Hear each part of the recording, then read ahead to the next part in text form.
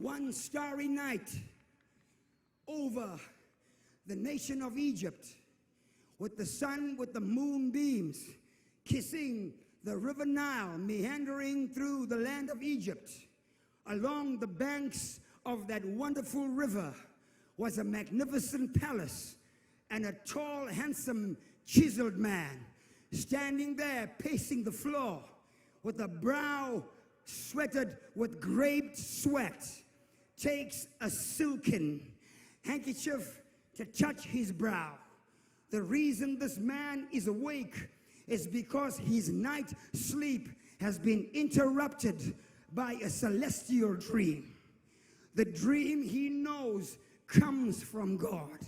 And as he's pacing the floor to try to make sense of this dream, he then summons the pager and says to the pager, "Call all the wise men in Egypt, because I know something has been given to me."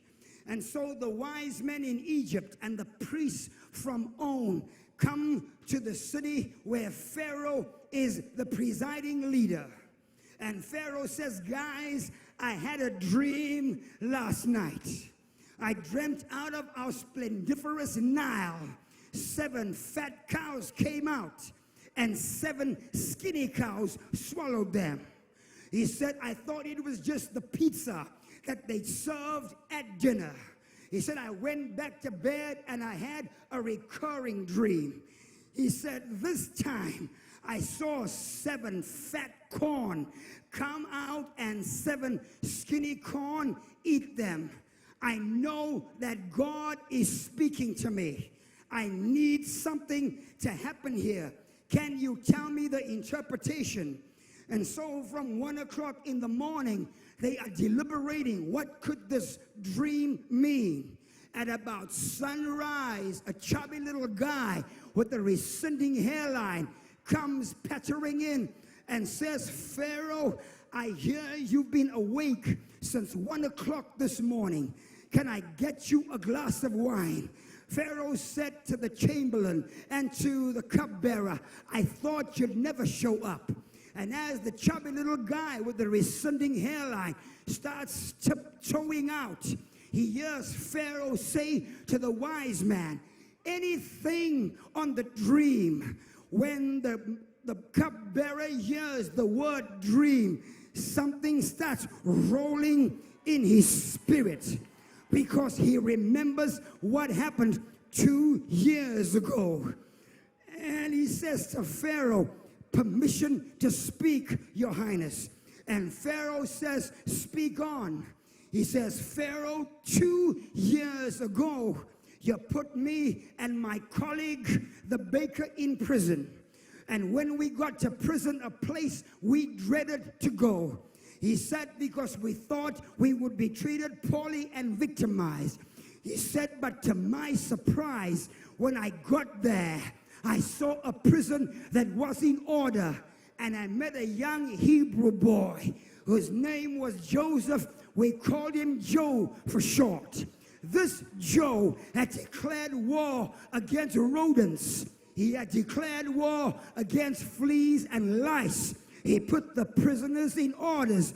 He was giving them financial lessons. He was teaching them hygiene, showing them how to have a life after prison."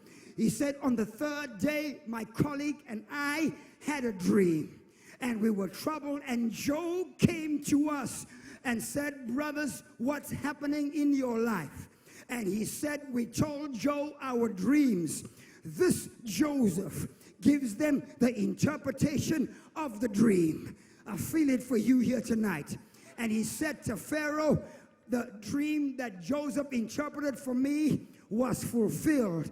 And I remember now," he said to me, "remember me when you get out." Sisters and brothers, if Pharaoh had not had the dream, the butler would not have heard Pharaoh mention the word dream. And if the butler had not heard the word dream, he would not have remembered Joseph. And if he had not remembered Joseph, the mandate that God had given Pharaoh for a global salvation would have gone and fallen away, because in Canaan land there was a family by the name of the Jacob family. Jacob, Judah, and Perez. And flowing in those men was a messianic mandate and a famine of global proportions. A catastrophe was coming that would wipe out that whole family and destroy the promise that God had that a Messiah would come. And so if Pharaoh hadn't called the butler to call Joseph, Joseph could not have stood before Pharaoh and given him the interpretation of his dream. Sisters and brothers, Joseph could not have given the interpretation of the dream if Joseph was not in prison. But Joseph could not have been in prison if Potiphar hadn't put him there. But Potiphar couldn't put him there if his wife had not falsely accused him. But his wife could not have falsely accused him if Potiphar hadn't brought him as a slave. Potiphar could not have brought him as a slave if he wasn't walking through the slave market. Joseph could not have been in the slave market if the Ishmaelites hadn't put him there. But the Ishmaelites couldn't have put him there if Joseph's brothers hadn't sold him. Joseph's brothers could not have sold him if they were not jealous of him. They could not have been jealous of him if Jacob hadn't given him a coat of many colors. But Jacob could not have given him a coat of many colors if Rachel had not given birth to Joseph. But Rachel, God could not answer your prayer when you asked him to answer your prayer. Because if you had given birth to Joseph when you asked God to answer your prayer, Joseph would have been too old to be a slave and interpret the dream.